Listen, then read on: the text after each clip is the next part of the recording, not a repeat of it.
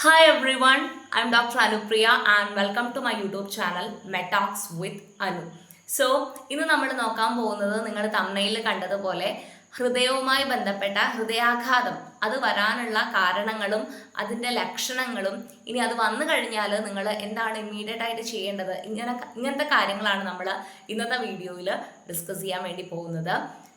Before that നമുക്ക് ഹൃദയം എന്താണ് അല്ലെങ്കിൽ ഹാർട്ട് എന്ന് പറയുന്ന അവയവം എന്താണ്, എവിടെയാണ് സ്ഥിതി ചെയ്യുന്നത്, എന്താണ് അതിൻ്റെ ധർമ്മം, ഈ വക കാര്യങ്ങളൊന്നും ഞാൻ ജസ്റ്റ് ഒരു ഇൻട്രഡക്ഷൻ ആയിട്ട് പറഞ്ഞു തരാം. നമ്മുടെ ഹൃദയം എന്ന് പറയുന്നത് നമുക്കറിയാം നമ്മുടെ ശരീരത്തിലെ എല്ലാ കോശങ്ങൾക്കും വേണ്ട പോഷക ഘടകങ്ങളെയും ഓക്സിജനെയും സപ്ലൈ ചെയ്യുന്ന ഒരു പമ്പിംഗ് ഓർഗനാണ്. നമ്മുടെ രക്തക്കുഴലുകൾക്ക് രക്തം കൊണ്ടുപോകണം എന്നുണ്ടെങ്കിൽ ഒരു ഫോഴ്സ് ആവശ്യമുണ്ട്. ആ ഒരു ഫോഴ്സ് കൊടുക്കുന്ന ഒരു പമ്പിംഗ് ഓർഗനായിട്ട് പേശി നിർമ്മിതമായിട്ടുള്ള ഒരു അവയവമാണ് നമ്മളുടെ ഹൃദയം എന്ന് പറയുന്നത്.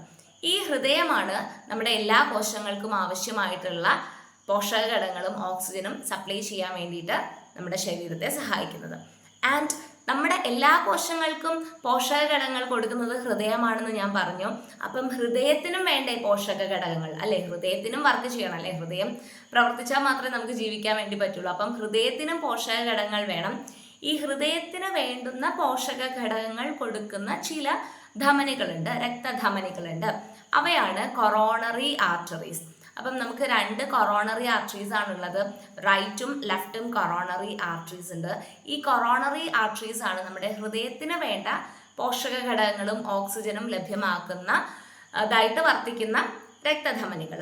ഇനി ഇൻ കേസ് നമ്മുടെ ശരീരത്തിൽ കൊളസ്ട്രോൾ കൂടുന്നത് കാരണം ഈ ഹൃദയത്തിന് രക്തം കൊടുക്കുന്ന അല്ലെങ്കിൽ ഹൃദയത്തിന് ന്യൂട്രിയൻസ് കൊടുക്കുന്ന ഹൃദയത്തിന് ഓക്സിജൻ സപ്ലൈ ചെയ്യുന്ന ഈ കൊറോണറി ആർട്ടറീസിൽ ബ്ലോക്ക് വരികയാണെന്നുണ്ടെങ്കിൽ അങ്ങനെ നമ്മുടെ ഹൃദയത്തിലേക്കുള്ള നമുക്ക് ഹൃദയത്തിന് വേണ്ട ന്യൂട്രിയൻസ് കിട്ടാതാവുകയും ഇതാണ് പിന്നീട് ഹൃദയാഘാതത്തിന് കാരണമാവുകയും ചെയ്യുന്നത്. സിമ്പിൾ ആയിട്ടുള്ള ഒരു ലോജിക്കാണ് അല്ലേ.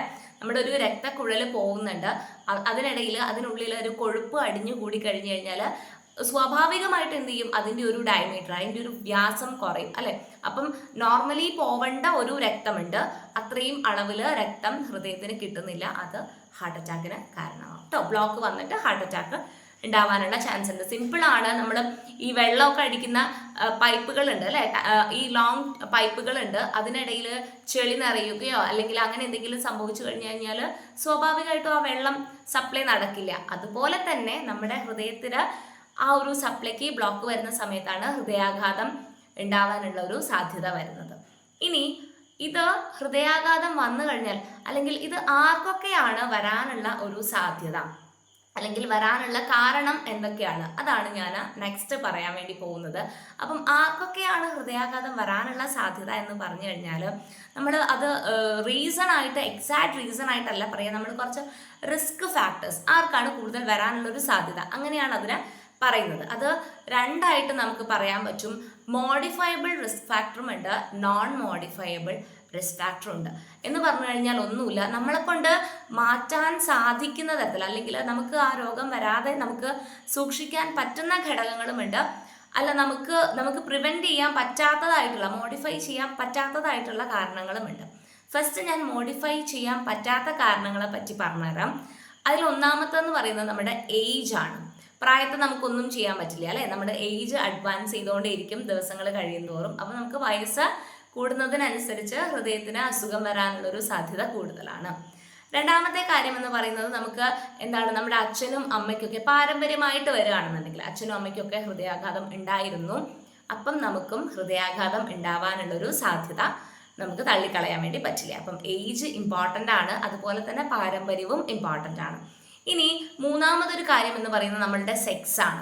ഇപ്പം ഫീമെയിൽ സെക്സ്, മെയിൽ സെക്സ്, അങ്ങനെ രണ്ട് സെക്സിൽ മെയിൽ സെക്സിന് കുറച്ചും കൂടി ഹൃദയാഘാതത്തിനുള്ള സാധ്യത കൂടുതലാണ്. നിങ്ങൾ ന്യൂസൊക്കെ ശ്രദ്ധിക്കുന്ന ആൾക്കാരാണെങ്കിൽ നിങ്ങൾ ശ്രദ്ധിച്ചിട്ടുണ്ടാവും, മെയിൽസിനാണ് കൂടുതലായിട്ടും ഹൃദയാഘാതം റിപ്പോർട്ട് ചെയ്തിട്ടുള്ളത് അല്ലേ. അപ്പം മെയിൽ സെക്സിന് എന്താണ് സ്വാഭാവികമായിട്ടും ഹൃദയാഘാത രോഗം വരാനുള്ളൊരു സാധ്യത കൂടുതലാണ്. അപ്പം ഇത്രയും കാര്യങ്ങളാണ് നോൺ മോഡിഫയബിൾ അല്ലെങ്കിൽ നമുക്ക് മാറ്റം പ്രത്യേകിച്ച് നമുക്കൊന്നും ചെയ്യാനില്ല, നമുക്ക് ഒന്ന് മോഡിഫൈ ചെയ്തെടുക്കാൻ പറ്റാത്ത കാരണം റിസ്ക് ഫാക്ടേഴ്സ് ആണ്. ഏജ് ഉണ്ട്, പാരമ്പര്യമുണ്ട്, അതുപോലെ തന്നെ നമ്മളുടെ സെക്സും ഉണ്ട്. ഇനി മോഡിഫയബിൾ ആയിട്ടുള്ള റീസൺസ് ഉണ്ട്, നമുക്ക് മോഡിഫൈ ചെയ്യാൻ പറ്റുന്ന റിസ്ക് ഫാക്ടേഴ്സ് ഉണ്ട്.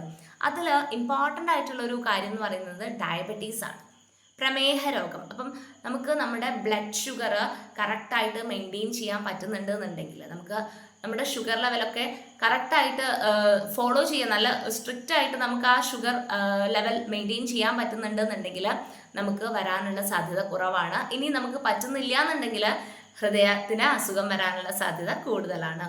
അതുപോലെ തന്നെയാണ് ഹൈപ്പർ ടെൻഷൻ, അല്ലെങ്കിൽ നമ്മൾ ബ്ലഡ് പ്രഷർ അല്ലെ, ബ്ലഡ് പ്രഷറിൽ നമുക്ക് ഹൈപ്പർ ടെൻഷൻ ഉണ്ടെന്നുണ്ടെങ്കിൽ നമുക്ക് ഹൃദയാഘാതം വരാനുള്ള സാധ്യത കൂടുതലാണ്. അതുപോലെ തന്നെ ബ്ലഡ് കൊളസ്ട്രോൾ ലെവൽ കൂടിക്കഴിഞ്ഞാൽ നമുക്ക് ഹൃദയാഘാതം വരാനുള്ള സാധ്യത കൂടുതലാണ്. ഇനി ഞാൻ പറഞ്ഞു, കൊളസ്ട്രോൾ പറഞ്ഞു, ബ്ലഡ് പ്രഷർ പറഞ്ഞു, ബ്ലഡ് ഷുഗർ പറഞ്ഞു. അതുപോലെ തന്നെ, അല്ലെങ്കിൽ അതിനേക്കാളും ഞാൻ ചിലപ്പോൾ പറയാം, അതിനേക്കാളും കൂടുതൽ സാധ്യത ഉള്ള ഒരു മോഡിഫയബിൾ കോസ് അല്ലെങ്കിൽ റിസ്ക് ഫാക്ടർ എന്ന് പറയുന്നതാണ് പുകവലി.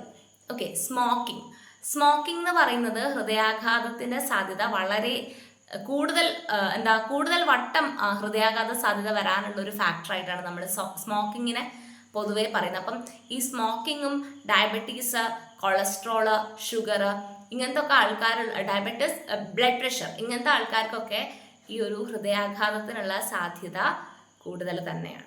ഓക്കെ, അപ്പം നമ്മൾ റീസൺ പറഞ്ഞു കഴിഞ്ഞു. റിസ്ക് ഫാക്ടേഴ്സ് ആയിട്ടാണ് നമ്മൾ പറഞ്ഞത്, മോഡിഫയബിളും നോൺ മോഡിഫയബിളും. ഇനി നമുക്ക് ഞാൻ നെക്സ്റ്റ് പറയാൻ പോകുന്നത് ഇതിൻ്റെ ലക്ഷണങ്ങളാണ്. ഹൃദയാഘാതം ഉണ്ടെന്ന്, അല്ലെങ്കിൽ ഹൃദയാഘാതം വരുന്നതിന് മുമ്പുള്ള നമുക്കുള്ള ലക്ഷണങ്ങളെ പറ്റിയിട്ടാണ് ഞാൻ പറയുന്നത്. അഫ്കോഴ്സ് നമ്മൾ സിനിമയിലൊക്കെ കണ്ടിട്ടുണ്ടാവും, ഹൃദയാഘാതം വരുന്നു അല്ലെ, പെട്ടെന്നൊരു ഷോക്കിംഗ് ന്യൂസ് കേൾക്കുന്നു, അപ്പം തന്നെ നെഞ്ചത്ത് ഭയങ്കര വേദന അനുഭവപ്പെടുന്നു, നെഞ്ചത്തേക്ക് കൈ പിടിച്ച് അങ്ങനെ ഭയങ്കര സിവിയർ ആയിട്ടുള്ള ഒരു പെയിൻ ആയിരിക്കും നമ്മൾ എക്സ്പെക്ട് ചെയ്യുന്നുണ്ടാവുക. പക്ഷേ എല്ലാ ആൾക്കാർക്കും ഇങ്ങനെ ഒരു സിവിയർ പെയിൻ, അല്ലെങ്കിൽ കൂടുതൽ ആൾക്കാർക്കും ഈ ഒരു ഹൃദയാഘാതം വരുന്നത് ഇങ്ങനെ ഒരു സിവിയർ ആയിട്ടുള്ളൊരു പെയിൻ, ഭയങ്കരമായിട്ടുള്ളൊരു വേദനയായിട്ടായിരിക്കില്ല ഹൃദയാഘാതത്തിൻ്റെ ലക്ഷണങ്ങൾ കാണിക്കുന്നുണ്ടാവുക. പ്രത്യേകിച്ച് ഈ ഡയബറ്റീസ് ഒക്കെ ഉള്ള ആൾക്കാർക്ക് ഒരു സൈലന്റ് ഹാർട്ട് അറ്റാക്ക് ആയിരിക്കും. എന്ന് പറഞ്ഞു കഴിഞ്ഞാൽ അവർക്ക് ഇത്രയും വലിയൊരു സിവിയർ പെയിൻ അല്ലെങ്കിൽ ഹെക്ടിക് ആയിട്ടുള്ള ഒരു പെയിൻ അങ്ങനെ വരാനുള്ള സാധ്യതയില്ല. നമുക്കറിയാം, ഡയബറ്റീസ് വന്നു കഴിഞ്ഞാൽ ഒന്നാമത് അതായത് എസ്പെഷ്യലി ദീർഘകാലമായിട്ടുള്ള അല്ലെ ക്രോണിക് ആയിട്ടുള്ള ഒരു കേസ് ആണെന്നുണ്ടെങ്കിൽ തരിപ്പും മരവിപ്പും അല്ലെ, നമുക്ക് സെൻസേഷൻ്റെ ഒക്കെ ഒരു ബുദ്ധിമുട്ടുകൾ വരാറുണ്ട്. അപ്പം അതുപോലെ തന്നെ ക്രോണിക് ആയിട്ടുള്ള അല്ലെങ്കിൽ ദീർഘകാലമായിട്ടുള്ള ഒരു ഡയബറ്റീസ് ആണെന്നുണ്ടെങ്കിൽ ഇവർക്ക് വരുന്ന, ഇങ്ങനത്തെ ആൾക്കാർക്ക് വരുന്ന ഹാർട്ട് അറ്റാക്ക് എന്ന് പറയുന്നത് വലിയൊരു സിവിയർ ആയിട്ടുള്ള ഒരു പെയിൻ ഒന്നും ആയിട്ടായിരിക്കില്ല, നല്ലൊരു നെഞ്ചുവേദനയൊക്കെ ആയിട്ടായിരിക്കില്ല അവർക്ക് ഈ ഒരു ലക്ഷണം കാണിക്കുന്നുണ്ടാവാം. അപ്പം അങ്ങനത്തെ ആൾക്കാർ നിർബന്ധമായിട്ടും ഹൃദയത്തിൻ്റെ ഭാഗത്ത് എന്തെങ്കിലും ഒരു ബുദ്ധിമുട്ട് അനുഭവപ്പെടുകയാണെന്നുണ്ടെങ്കിൽ ഉടൻ തന്നെ വൈദ്യസഹായം തേടേണ്ടതാണ്. അപ്പം നമുക്ക് ഹൃദയാഘാതം വരുന്ന സമയത്ത്, അല്ലെങ്കിൽ നമുക്ക് എന്തെങ്കിലും ഒരു ലക്ഷണം, അത് വേദനയായിട്ടായിരിക്കില്ല ചിലപ്പം വരിക, നെഞ്ചിൻ്റെ ഭാഗത്ത് ചിലപ്പം ഒരു ഭാരം എടുത്തു വെച്ച പോലെ അല്ലേ, അല്ലെങ്കിൽ ഒരു നെഞ്ചിരിച്ചിൽ. മിക്കവാറും ആൾക്കാർ നെഗ്ലക്റ്റ് ചെയ്യുന്ന ഒരു കാര്യമാണ്, അത് ഗ്യാസിൻ്റെ പ്രശ്നമാണെന്ന് പറഞ്ഞിട്ട് എന്ത് ചെയ്യും, അത് ജസ്റ്റ് ഒന്ന് നെഗ്ലക്റ്റ് ചെയ്യും, അത് അത്ര മൈൻഡ് ആക്കില്ല ആ കാര്യം. അപ്പോൾ അത് ഗ്യാസിൻ്റെ ബുദ്ധിമുട്ടാണ്, അത് ശരിയായിക്കോളും, കുറച്ച് സമയം കഴിഞ്ഞാൽ മാറിക്കോളും എന്നുള്ള ഒരു കൺസെപ്റ്റാണ്. പക്ഷേ അതെന്താന്ന് പറഞ്ഞു കഴിഞ്ഞാൽ ഇതിൻ്റെ പൊസിഷൻ ഓൾമോസ്റ്റ് അല്ലേ, നമ്മൾ ഭക്ഷണം കഴിക്കുന്ന നമ്മുടെ ആ ഒരു ഏരിയയും നമ്മുടെ ഹൃദയവും ഏകദേശം അടുത്തായിട്ട് ആണ് നമുക്ക് ഫീൽ ചെയ്യുന്നത്. ഇവൺ ദോ ഹൃദയം കുറച്ച് ഇടതേ ഭാഗത്തേക്ക് ചരിഞ്ഞിട്ടാണുള്ളത്. പക്ഷേ നമുക്ക് ലക്ഷണം കാണിക്കുന്ന സമയത്ത് അത് നമുക്ക് ഗ്യാസിൻ്റെ ബുദ്ധിമുട്ടുമായിട്ട് നമ്മൾ അതിനെ കോറിലേറ്റ് ചെയ്തിട്ട് നമ്മൾ നെഗ്ലക്റ്റ് ചെയ്ത് കളയും. പക്ഷേ ഇങ്ങനെ നമ്മൾ നെഗ്ലക്റ്റ് ചെയ്യാൻ വേണ്ടി പാടില്ല. നമ്മൾ എന്തെങ്കിലും ഒരു ബുദ്ധിമുട്ട്, നെഞ്ചരിച്ചിലോ അല്ലെങ്കിൽ അങ്ങനത്തെ ബുദ്ധിമുട്ടുകളോ, ഒരു ഭാരം, ഹെവിനെസ് ഒക്കെ തോന്നുകയാണെന്നുണ്ടെങ്കിൽ നമ്മൾ നിർബന്ധമായിട്ടും അപ്പം തന്നെ നമ്മൾ ഹോസ്പിറ്റലിൽ പോകേണ്ടതാണ്. സ്പെഷ്യലായിട്ട് പറയുകയാണെന്നുണ്ടെങ്കിൽ ഈ ഡയബറ്റീസ് ഉള്ള ആൾക്കാർ, കൊളസ്ട്രോൾ ഉള്ള ആൾക്കാർ, ഹൈ BP ഉള്ള ആൾക്കാർ, അല്ലെങ്കിൽ സ്മോക്കിംഗ് നന്നായിട്ട് അഡിക്ഷൻ ഉള്ള ആൾക്കാർ, ഇതുപോലെ തന്നെ ഇതിൻ്റെ ഒരു റിസ്ക് ഫാക്ടറാണ്, ഞാൻ നേരത്തെ പറഞ്ഞില്ല എന്ന് തോന്നുന്നു, ഈ നല്ല പൊണ്ണത്തടിയുള്ള ആൾക്കാർ അല്ലെ, കൊളസ്ട്രോൾ കൂടുന്ന സമയത്താണെങ്കിലും അല്ലാതെയുള്ള പൊണ്ണത്തടി, അല്ലെങ്കിൽ വ്യായാമം ഇല്ലാത്ത ആൾക്കാർ, കൂടുതലായിട്ട് ജങ്ക് ഫുഡ്സ് ഒക്കെ കഴിക്കുന്ന ആൾക്കാർ അല്ലെ, നമുക്ക് ഒരുപാട് ജങ്ക് ഫുഡ് വാങ്ങിക്കാൻ കിട്ടും. അപ്പം ഹെൽത്തി അല്ലാത്ത ഫുഡ് കഴിക്കുന്ന ആൾക്കാർക്കും ഹൃദയാഘാതം വരാനുള്ള ഒരു സാധ്യത കൂടുതൽ തന്നെയാണ്. ഓക്കെ. അപ്പം ഇങ്ങനത്തെ ആൾക്കാരൊക്കെ എന്ത് ചെയ്യണം, നമുക്ക് എന്തെങ്കിലും ഹൃദയത്തിൻ്റെ അവിടെ എന്തെങ്കിലും ഒരു ബുദ്ധിമുട്ട് തോന്നിക്കഴിഞ്ഞാൽ അത് പെയിൻ എന്ന് നിങ്ങൾ പെയിനിന് വേണ്ടി വെയിറ്റ് ചെയ്യരുത്. പെയിൻ എന്ന് പറയുന്നത് എല്ലാ ആൾക്കാർക്കും കാണിക്കുന്ന ഒരു സിംറ്റം ആവണമെന്ന് ഇല്ല. അപ്പോൾ പെയിൻ എന്നല്ല, അവിടെ ആ ഒരു ഏരിയയിൽ നിങ്ങൾക്ക് എന്തെങ്കിലും ഒരു ബുദ്ധിമുട്ട് ഉണ്ടാവുന്നുണ്ടെന്നുണ്ടെങ്കിൽ നിങ്ങൾ എന്തായാലും ഹോസ്പിറ്റലിൽ കാണിക്കേണ്ടതാണ്. ഓക്കെ. അപ്പം നമ്മൾ ഹൃദയത്തിൻ്റെ ഭാഗത്ത് ബുദ്ധിമുട്ടുണ്ട് എന്ന് പറഞ്ഞു. അതുമാത്രമല്ല, ചില ആൾക്കാർക്ക് ഈ ഹൃദയത്തിൽ നിന്നുള്ള വേദന ഷോൾഡർ ജോയിന്റ്, ഷോൾഡർ ഭാഗത്തേക്ക് എന്ത് ചെയ്യുന്നുണ്ടാവാം, റേഡിയേറ്റ് ചെയ്യുന്നുണ്ടാവാം. അപ്പം ആ ഒരു കാര്യം നിങ്ങൾ മനസ്സിൽ വെക്കുക. കൂടുതലായിട്ടും ഇടത്തെ ഷോൾഡറിലായിരിക്കും കാണിക്കുന്നുണ്ടാവുക, പക്ഷെ വലത്തെ ഷോൾഡറിലേക്കും ആ ഒരു ബുദ്ധിമുട്ട് കാണിക്കാറുണ്ട്. അപ്പം ഇടത് ഷോൾഡറോ വലത് ഷോൾഡറോ അല്ലെങ്കിൽ അങ്ങനത്തെ എന്തെങ്കിലും ഒരു ബുദ്ധിമുട്ടുണ്ടെന്നുണ്ടെങ്കിൽ നിങ്ങൾ ഹോസ്പിറ്റലിൽ കാണിക്കണം, നിർബന്ധമായിട്ടും കാണിക്കണം. അതുപോലെ തന്നെ കഴുത്തിൻ്റെ അടുത്ത് എന്തെങ്കിലും ഒരു ബുദ്ധിമുട്ടായിട്ട്, കഴുത്തിൻ്റെ ഭാഗങ്ങളിൽ എന്തെങ്കിലും ബുദ്ധിമുട്ടുണ്ടെന്നുണ്ടെങ്കിലും അത് ഹൃദയരോഗത്തിൻ്റെ ഒരു സാധ്യത തന്നെയാണ് കാണിക്കുന്നത്. അതുപോലെ തന്നെയാണ് നമ്മുടെ ഈ ജോ അല്ലെ താടിയെല്ലിൻ്റെ അവിടെ എന്തെങ്കിലും ബുദ്ധിമുട്ടുണ്ടെന്നുണ്ടെങ്കിൽ നിങ്ങളത് പല്ലുവേദന അല്ലെങ്കിൽ അത് ഡെന്റിസ്റ്റിനെ കാണിക്കേണ്ട കാര്യമാണ് എന്ന് വിചാരിച്ച് നിങ്ങൾ നെഗ്ലക്ട് ചെയ്യരുത്. താടിയെല്ലിൻ്റെ ആ ഭാഗത്തും ചിലപ്പം ഹൃദയത്തിൻ്റെ സംബന്ധമായിട്ടുള്ള അസുഖങ്ങൾക്ക് കാണിക്കുന്ന ലക്ഷണങ്ങൾ കാണിക്കാറുണ്ട്. അപ്പം ഇത്രയും കാര്യങ്ങൾ നിങ്ങൾ എന്ത് ചെയ്യുക, മൈൻഡിൽ വെക്കുക. അപ്പം നിങ്ങൾ ഹൃദയാഘാതം എന്ന് പറയുന്ന സമയത്ത് വലിയൊരു വേദന മാത്രം അതാണ് ഹൃദയാഘാതം എന്ന് നിങ്ങൾ എന്താവാൻ പാടില്ല, തെറ്റിദ്ധരിക്കാൻ വേണ്ടി പാടില്ല. ആ നെഞ്ചിൻ്റെ ഭാഗത്ത് എന്ത് ബുദ്ധിമുട്ടുണ്ടായി കഴിഞ്ഞാലും എരിച്ചിലായിട്ടോ അല്ലെങ്കിൽ ഒരു ഭാരം, ഒരു ബലൂൺ വീർപ്പിക്കുന്ന പോലെ അങ്ങനെയൊക്കെ ആൾക്കാർ സിംറ്റംസ് പറയാറുണ്ട്. അപ്പം ആ ഒരു എന്തെങ്കിലും ഒരു ലക്ഷണം കണ്ടു കഴിഞ്ഞാൽ നിങ്ങൾ ഉടൻ വൈദ്യസഹായം തേടേണ്ടതാണ്. അപ്പം ഇത്രയും കാര്യങ്ങളാണ് ലക്ഷണങ്ങളെ പറ്റി പറയാനുള്ളത്.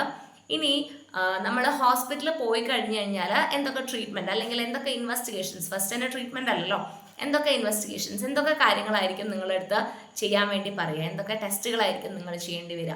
അപ്പം കുറേ ആൾക്കാർക്കൊക്കെ അറിയായിരിക്കും അല്ലേ, ഹൃദയത്തിന് എന്തെങ്കിലും പ്രശ്നം ഉണ്ടെന്നുണ്ടെങ്കിൽ നമ്മൾ ECG അല്ലെങ്കിൽ ഇലക്ട്രോ കാർഡിയോഗ്രാം എന്ന് പറയുന്ന ഒരു ടെസ്റ്റാണ് എടുക്കുക. നമ്മൾ ഹൃദയത്തിൻ്റെ ഒരു എന്താണ് അതിൻ്റെ ആക്ടിവിറ്റി എന്ന് മനസ്സിലാക്കാൻ വേണ്ടിയിട്ട് നമ്മൾ ഇലക്ട്രോ കാർഡിയോഗ്രാം അല്ലെങ്കിൽ ECG നോക്കും.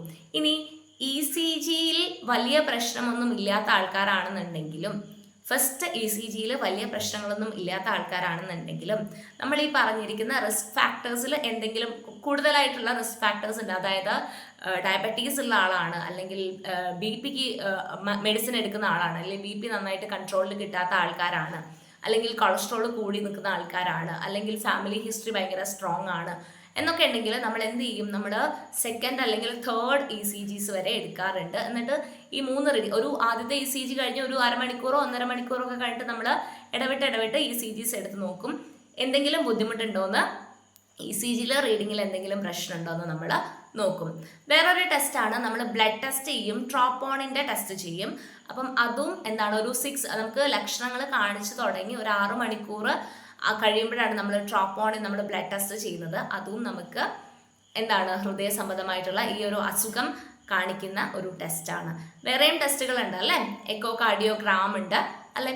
അപ്പം അങ്ങനത്തെ ടെസ്റ്റുകളൊക്കെ നമ്മൾ ചെയ്യാറുണ്ട്. കൊറോണറി ആൻജിയോഗ്രാം ഉണ്ട് ഈ ടെസ്റ്റ്. അപ്പം മെയിനായിട്ട് നമ്മൾ ECGയും പ്രിലിമിനറി ആയിട്ട് ചെയ്യുന്ന ടെസ്റ്റുകളാണ്. ECGയും ചെയ്യും, അതുപോലെ തന്നെയാണ് ഞാൻ പറഞ്ഞിട്ടുള്ള ട്രോപ്പോണിൻ ടെസ്റ്റും ചെയ്യും. സോ അത്രയാണ് ഇൻവെസ്റ്റിഗേഷൻസ്.